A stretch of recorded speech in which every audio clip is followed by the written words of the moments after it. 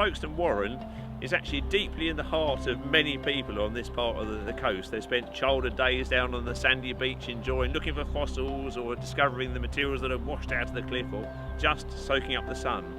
But again, it's an incredible area. It's chalk grassland with the huge cliffs behind it.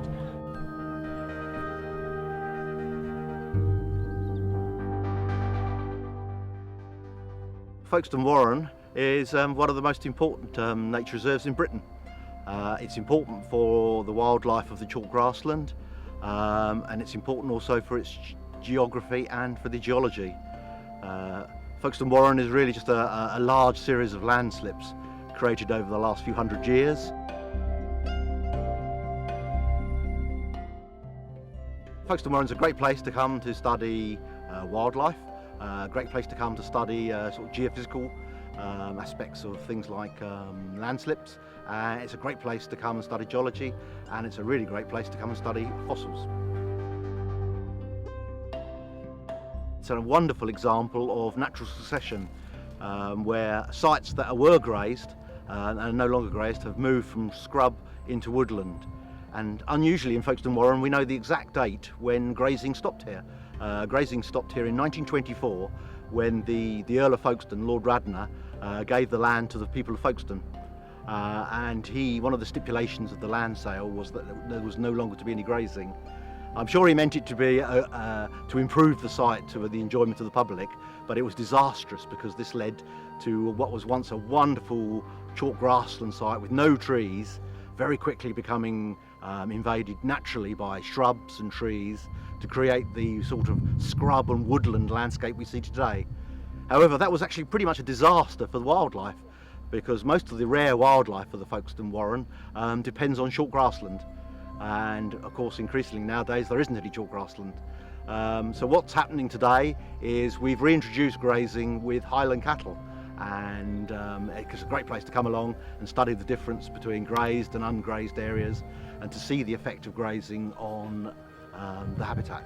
The railway was built here in 1843, 1844. Yeah, they built the whole railway in one winter. Remarkable engineers. And building a railway through a landslip is not the easiest of engineering, and it proved to be one of the more costly pieces of railway to maintain.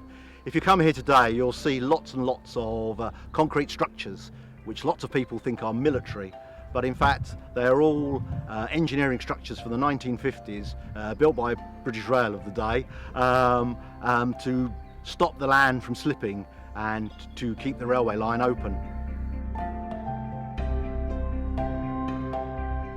Folkestone Warren is probably one of the best sites for fossils in southeast England.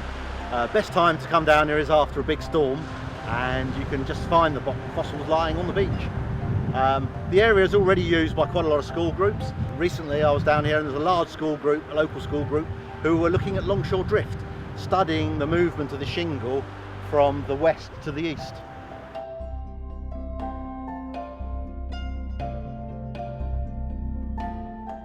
Here in the Warren we've got a wonderful selection of wildlife, including lots of wild flowers, many of them quite rare. Here we have a flower of the late summer. This is rock sea lavender, and it's a wonderful example of a plant especially adapted to grow right here close to the sea. And if we move slightly further around, you can see the wild beet, the wild sea beet here, which is specially adapted to deal with the salt in the spray that comes from the sea. And this plant here is where all the beets, beetroot and spinaches have come from. Here we are standing on the concrete apron, which is just a big weight which stops the landslips from moving. What we have here is literally millions of tons of chalk which has been moved here to create this huge weight. And in fact, how this structure was built was by this railway. You can see the remains of the railway line. This was used to move millions of tons of chalk, and where we're standing there was a concrete making plant to build the sea walls you can see all around you.